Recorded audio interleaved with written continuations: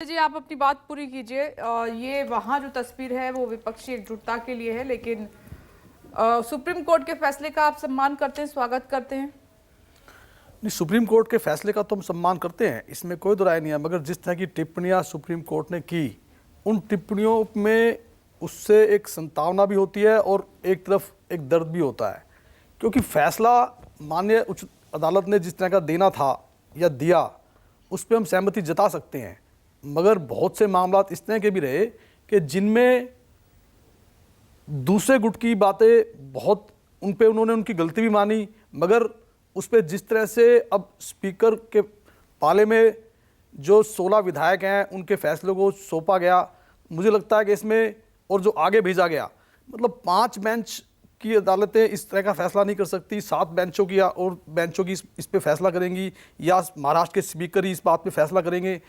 तो ये थोड़ा सा एक मन में सैयद सा लाते हैं कि न्यायिक व्यवस्था के अंदर भी कई बार पूरे निर्णय देने में हमारी 5 जजों की अदालतें भी सक्षम नहीं होती। तो हम उस फैसले से संतुष्ट हैं, मगर बहुत से मामलातों पर हम देखेंगे और सोचेंगे और पार्टी चीफ जितने से बात करेंगे उस पर उसी हिसाब से अपनी प्रतिक्रिया देंगे। विश्वास पाठक जी का रुख कर लेती हूँ। बीजेपी प्रवक्ता विश्वास पाठक जी, उद्धव ठाकरे को आपने सुना, उन्होंने कहा कि मैंने नैतिकता के आधार पर इस्तीफा दिया, जो हर नेता को करना चाहिए। अब बारी है एकनाथ शिंदे की, उनको गद्दार भी कह रहे हैं और कह रहे हैं कि उनको नैतिकता के आधार पर इस्तीफा दे देना चाहिए। अब दो चीजें हैं। नैतिकता की अगर बात चल रही है तो 2019 में सरकार जिसकी बननी थी, लोगों ने चुन के दिया था भारतीय जनता पार्टी और शिवसेना उद्धव ठाकरे। उस वक्त उनकी नैतिकता कहां चली गई थी? क्यों वो शरद पवार की गोद में जाकर बैठ गए? क्यों कांग्रेस के साथ उन्हें हाथ मिलाए? नैतिकता वहां से शुरू हुई थी। उसके बाद में जब इलेक्शन कमीशन ने यह तय किया कि मैं शिवसेना ये अपना एकनाथ शिंदे जी के साथ में है, उस समय शिवसेना और भारतीय जनता पार्टी की सरकार लास्ट ईयर का गठन किया गया और वो सरकार अच्छे से चल रही है।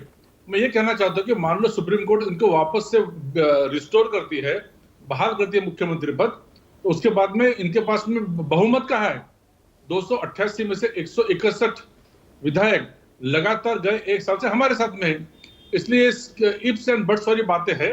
जहां तक सरकार है, सुप्रीम कोर्ट ने जो फैसला किया है, शिंदे साहब की सरकार स्टेबल है और जो भी कहना है 7 मेंबर के बेंच के आगे में सब विषय जाएंगे, ये आधा अधूरा बिट्स एंड पीसेस पे डिस्कशन करना गलत है। डॉक्टर राजू का रुख कर लेती हूँ, आप कुछ कहना चाह रहे हैं सर? नहीं, मैं ये कहना चाहता हूँ कि भाजपा अगर नैतिकता की बात करे तो इससे बड़ा दुनिया में विनोद कोई नहीं होगा। ये हास्यास्पद बात है कि भाजपा अगर नैतिकता की बात करे, क्योंकि नैतिकता की बात करने का भाजपा को कोई भी हक नहीं पूरे देश के अंदर। और रही बात महाराष्ट्र की, तो महाराष्ट्र में भी उनको कुछ अधिकार नहीं है नैतिकता की बात करने की। रही बात सुप्रीम कोर्ट के निर्णय की, तो मैंने आपके चैनल में उद्धव साहब का प्रेस कॉन्फ्रेंस आने के पहले ही मैंने यही बात की थी कि नैतिकता के मुद्दों के ऊपर सरकार को इस्तीफा देना चाहिए, और वही बात महाविकास आघाड़ी के नेता उद्धव साहब ने आपके चैनल पे अभी प्रेस कॉन्फ्रेंस में की। तो ये जाहिर सी बात है कि अगर सुप्रीम कोर्ट भी ये कहता है कि रिस्टोर हम कर सकते थे अगर इस्तीफा नहीं दिया, तो इसका मतलब टेक्निकल मुद्दों के ऊपर ये बात अटक गई है। दूसरी बात, अध्यक्ष ने जो फैसला किया, जो व्हीप का निर्णय लिया, वो निर्णय भी गलत है। अगर वो निर्णय गलत है और वो जो व्हीप है वो पॉलिटिकल पार्टी का व्हीप है, वो माना जाएगा। अगर ये बात है तो फिर अध्यक्ष अभी जो अपात्रता का निर्णय लेने वाले हैं, उस निर्णय में उनको वही व्हीप को मानना पड़ेगा। और वही व्हीप और वही प्रतोत को अगर मानते हैं तो डेफिनेटली ये जो 16 एमएलए जो है ये अपात्र हो सकते हैं। खाली अभी इसमें सुप्रीम कोर्ट ने एक ही जो चीज है वो अगर करते थे तो सबको संतुष्टि मिलती थी कि जो बाकी के इसके पहले के फैसले में किया अरुणाचल के इसमें कि 2 दिन की मोहलत दी थी। तो अगर उस तरीके की मोहलत या उस तरीके के जो दिन है, ये अगर सुप्रीम कोर्ट बोलती थी भाई 5 दिन में ले लो, 7 दिन में ले लो, जैसा 27 जून का जो फैसला था सुप्रीम कोर्ट का, उसमें सुप्रीम कोर्ट ने कहा था कि 7 दिन की मुदत एकनाथ शिंदे साहब को दी जाए। उस तरीके का रुख अपना के अगर सुप्रीम कोर्ट कुछ दिन की बात करके अगर अध्यक्ष के पास फैसला पहुंचाता था तो उसमें कुछ निर्णय आने की संभावना है।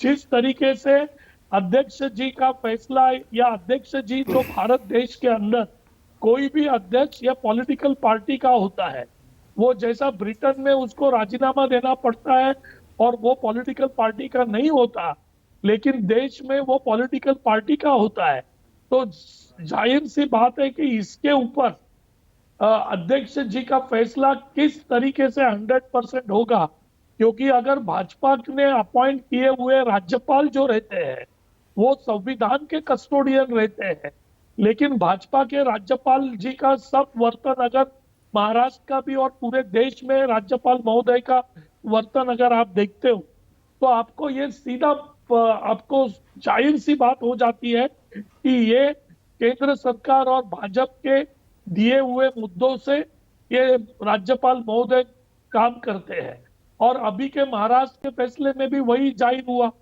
तो ये जो अध्यक्ष जो बैठे हैं ये किस मुद्दों के ऊपर ये फैसला जल्द लेंगे, क्योंकि ये फैसले के लिए अगर उन्होंने टाइम फ्रेम नहीं रखा तो ये टाइम फ्रेम बढ़ सकता है और ये टाइम फ्रेम खींचेंगे, क्योंकि सत्ता की लालच तो इनमें पूरी तरह से नमस्कार, मैं हूं मानक गुप्ता। अगर आपको हमारा ये वीडियो पसंद आया हो तो इसे लाइक और शेयर जरूर करें, और हां, हमें सब्सक्राइब और फॉलो करना ना भूलें ताकि आप देश और दुनिया की कोई खबर मिस ना करें। तो जुड़े रहिए हमारे साथ और देखते रहिए न्यूज़ 24।